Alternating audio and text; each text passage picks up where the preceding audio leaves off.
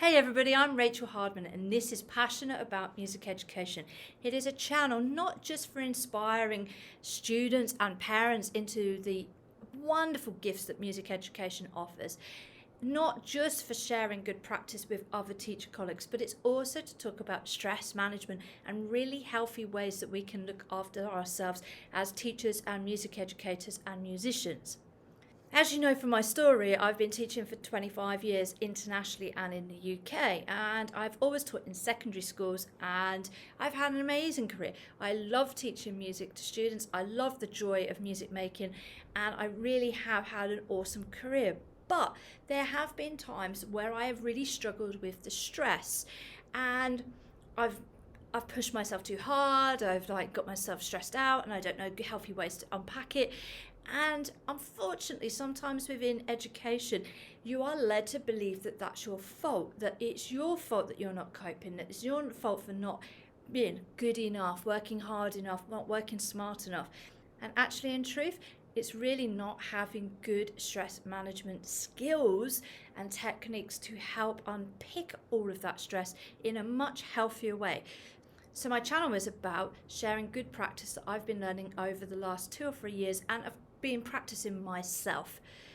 A couple of years ago, I went to New York and it was a fantastic Easter holiday. I was there, I was able to go and see shows and I was able to go and see music concerts, and it was just so wonderful to be absorbed in the arts, especially if you're living in a place where there's limited arts going on around you. And I remember one day standing in New York and having seen all this wonderful theatre and just went, is this it? Is this the best it gets for me? And I knew at that point I was pretty much burnt out, and I'd had a very, very stressful school year. There were a lot of changes going on. There was an awful lot of support. I'd over offered to do extra above and beyond because I believed that was my role as a line manager of the department. And I got to the Easter holidays and I was away, and I remember saying, is this it? Is this the best it gets? And coming back from New York and going back to work, I knew I was burnt out. I knew I needed to find better strategies.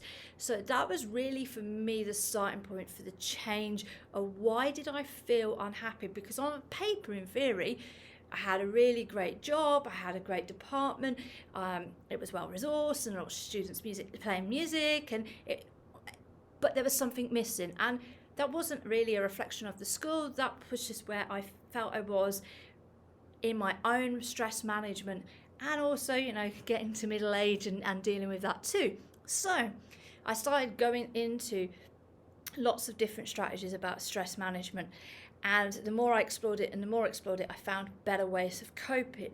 The strategies I've been learning aren't something that we talk about in school at all.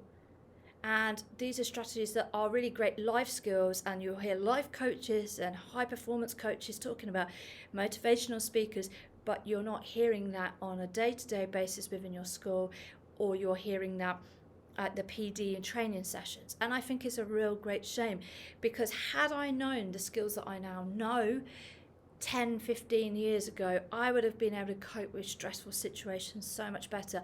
And it's not because I'm not good at my job, it's because there are times as a music teacher we are overburdened. We are working towards a Christmas concert, or doing exam classes, teaching a full load of students. We have lots of students come through our music room every day, and there's no stopping, and there's this expectation, and whether it's us that's putting it on, or the school environment, or just that pressure that we have to keep having these concerts that are amazing, it can really create a lot of burnout. So today's tip is all about journaling, and I hope you stay to the end because it really is a fantastic skill. I've always had a diary. My diary has always been a functional diary. It's having calendar dates, school dates, and all those important appointments that you have.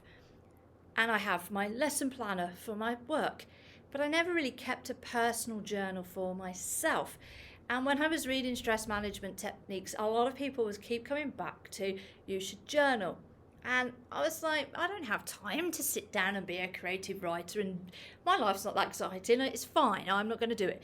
And I didn't, and I resisted it for a long time, until at Christmas, my personal life changed, and an unexpected situation came out, and my head went just crazy. I was just struggling to go back into work and cope with what was going on outside of school.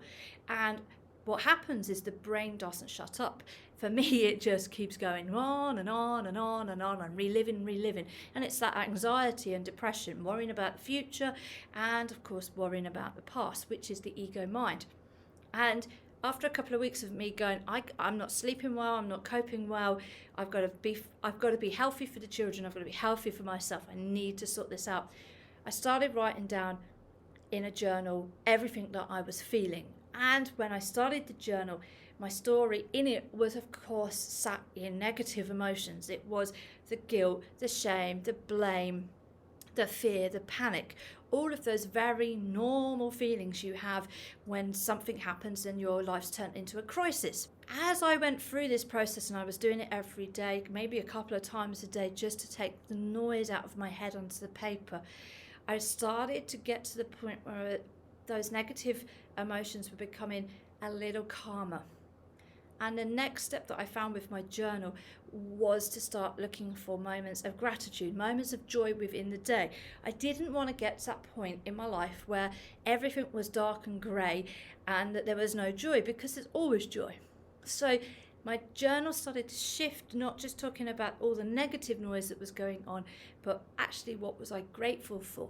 So I started by writing 3 or 4 things every morning. What am I grateful for? And at the start, I found it really hard. And it was the basic stuff that people write. I'm grateful to be alive. I'm grateful for my health. I'm grateful for money. I'm grateful for food. I'm grateful for having a house to live in. And then suddenly you start to see that as you go through this process and this positive mindset starts to change because your emotional levels are coming up, then your journal becomes more detailed and you start to write in it much more positive experiences for the day. So your noise in the head becomes much, much calmer. And that is the gift of journaling. And I obviously didn't know this before I started the process, and I was a little bit skeptical.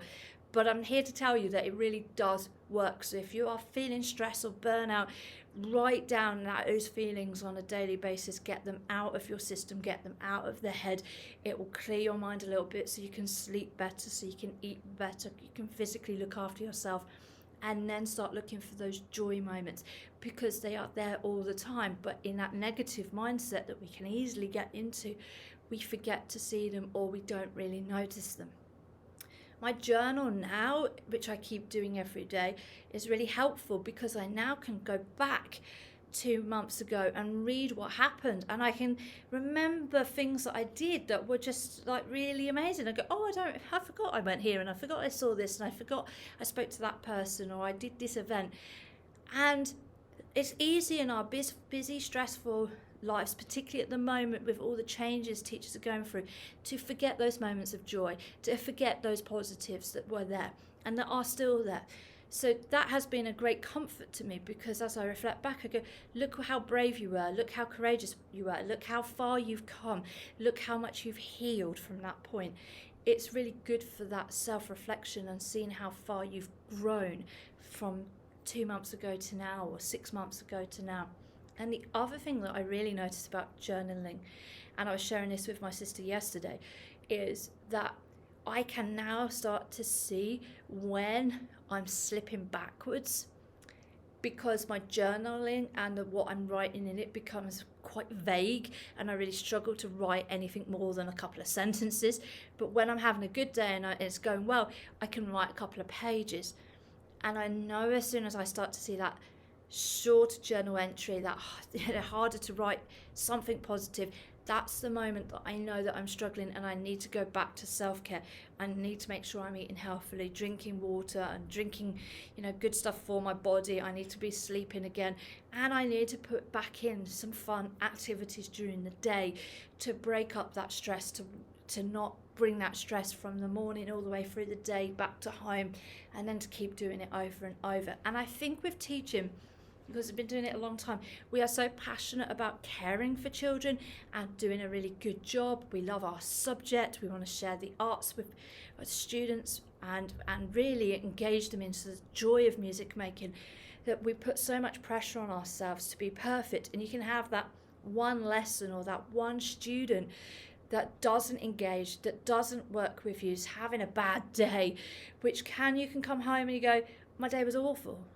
And it wasn't awful, your day was good. You just had one student who was having a bad day who was in your room.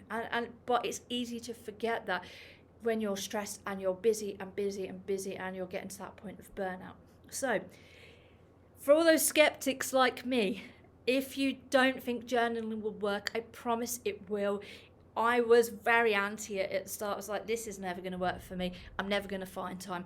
And I do find time, and it has made such a difference in shutting the noise up, controlling that ego mind, going back and forth, and giving myself a bit of headspace. And in that way, I feel much calmer, much happier person, and I know it will work for you. So give it a go, do it for 21 days. They say that if you do anything consecutively for 21 days, it becomes a habit, it becomes part of your identity, your new identity, and therefore it will stay with you and you'll be more successful.